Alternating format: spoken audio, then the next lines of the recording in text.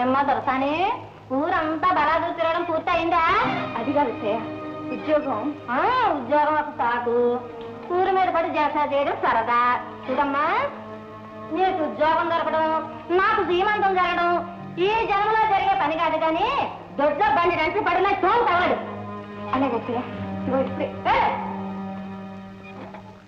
అత్తగారు, అత్తగారు, ఓ రంగమత్త. ఏమిటి రాఘవ, ముఖం ఒక దీపంలో వెళ్ళిపోతుంది? అత్తగారు, నాకు ఉద్యోగం వచ్చింది. అదే రైల్వేలో టికెట్ కదా. అంటే రైళ్లు వచ్చేటప్పుడు వెళ్ళేటప్పుడు గేటు దగ్గర పూల రంగులా నుంచుంటావు అన్నమాట. అవునత్తగారు. సరే, అందరి కళ్ళు నీ మీదే ఉంటాయి, దిష్టి తగులుతుంది, జాగ్రత్త. అదే సంగతి.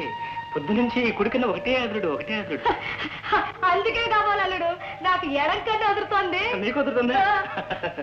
ఈ అదురుడు సంగతి తర్వాత చూసుకుందాం. నీతో చాలా అర్జెంట్ మ్యాటర్ వచ్చింది. ఏమిటి? ఏం లేదు, ఒక 200 రూపాయలు అప్పుగా ఇస్తుంది. అప్పంటే అసలు ఇవ్వను. శుభంగా ఉద్యోగం వచ్చింది, సంతోషంగా ఇస్తాను, సరదాగా వెళ్ళి ఖర్చు పెట్టు. ఇది సరదాగా వెళ్ళి ఖర్చు పెట్టుకోవడానికి కాదు.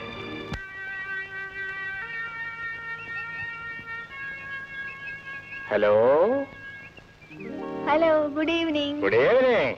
One good news. ఏమిటండి అది? నిరుద్యోగి గుడ్ న్యూస్ ఏముంటుంది చెప్పండి చూద్దాం. ఉద్యోగం రావటం. కరెక్ట్, ఉద్యోగం వచ్చింది. Thank you very much. ఏమండి, ఒక ముఖ్యమైన విషయం, నాకు ఆత్మీయులు ఎవరో చెప్పండి చూద్దాం. నాకు తెలియదండి. నా వంక చూడండి, మీరు. Then coming to the point, మన ఒరిజినల్ అండర్స్టాండింగ్ ప్రకారం ఎవరికి ముందు ఉద్యోగం వచ్చినా ఆదాయంలో 50-50, అంటే సగం సగం. అవునా? నాకు ఉద్యోగం వచ్చింది, అడ్వాన్స్ 200 తీసుకున్నాను. 100 మీకు, 100 నాకు. ఏమిటండి ఏదో సరదా కంటే. ఏమండి జనక్ గారు, ఇక్కడ సరదాలు పరదాలు ఏం కుదరవు. చూడండి, మాట అంటే మాటే. మాట తప్పకపోవడంలో ఆ హరిశ్చంద్రుడు గెలుస్తాడో లేదని చెప్పలేను, కానీ ఈ రాఘవరావు మాత్రం ఓడిపోడు. Okay, you have to take it. సాయంత్రం పెందలాడారావే సరుకులు దిద్దుగారంటే వచ్చిందా రాణి గారు? రాని చెప్తాను.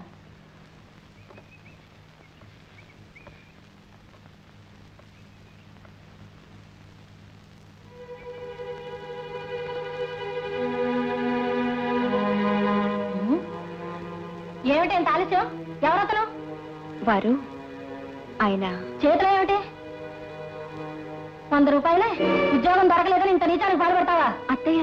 అమ్మయ్యా అమ్మయ్యా, నువ్వు ఆ క్షణం నా ఇంట్లో ఉండాలి పనికిరాదు. అంగనాచే అనుకున్నాను, అప్పుడే చింతకొమ్మను కూడా పెట్టావన్నమాట. ఉండండి, నీ పని చెప్తాను.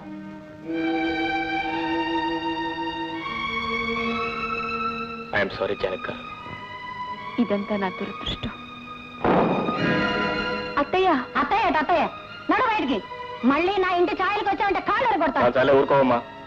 అర్థమైన అనుమానాలతో ఆశ్రయించుకున్న ఆడపిల్లని దిక్కులేని చేస్తావా? నీలాంటి సూర్యకాంతాలు వీధికి ఒక్కడు ఉంటే చాలు, పూటకు 10 మంది ఆత్మహత్య చేసుకుంటారు. జనక్ గారు, మీరేం బాధపడకండి. ఇలాంటి కొంపల్లో జీవోత్సవంలో బ్రతికే కంటే మీకు వేరే ఆశ్రయం దొరికే వరకు నా రూమ్లోనే ఉండండి.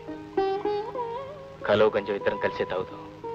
ప్లీజ్ రండి, సందేహించకండి. ఇలా అయితే ఎన్నాళ్ళు నీ గదిలో వండిచ్చేదానే కాదు. అదేంటి గారు? అవునయ్యా, కష్టాల్లో ఉన్న ఆడపిల్లని కోల వెన్నుల్లో వదిలేసి నువ్వు ఇక్కడ పూల రంగల్లా ఈ గదిలో కులుకుతూ కూర్చుంటావా? మేనమామ కూతురు సగం పెళ్ళాం కింద లెక్క, తెలుసా? మా